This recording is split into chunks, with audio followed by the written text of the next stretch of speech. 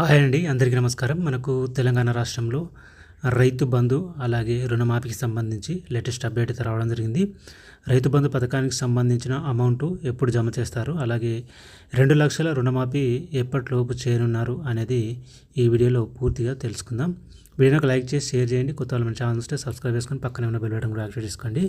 ఇక విషయంలోకి ఏంటంటే తెలంగాణ రాష్ట్రంలో కాంగ్రెస్ ప్రభుత్వం అధికారంలోకి వస్తే రైతు బంధు ఎకరాకు 7,500 రూపాయలు విడత చొప్పున ఇస్తామని చెప్పారు. అలాగే 2,00,000 వరకు రుణమాఫీ చేస్తామని అయితే చెప్పడం జరిగింది.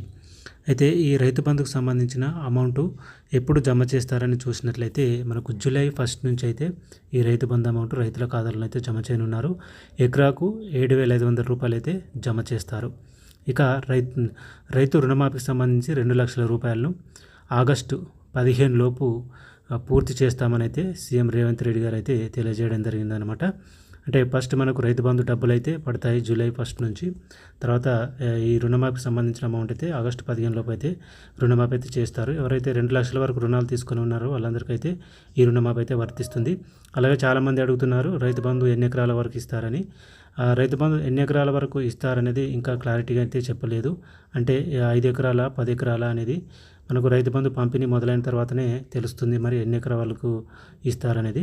అప్పటి వరకు అయితే వెయిట్ చేయాలి.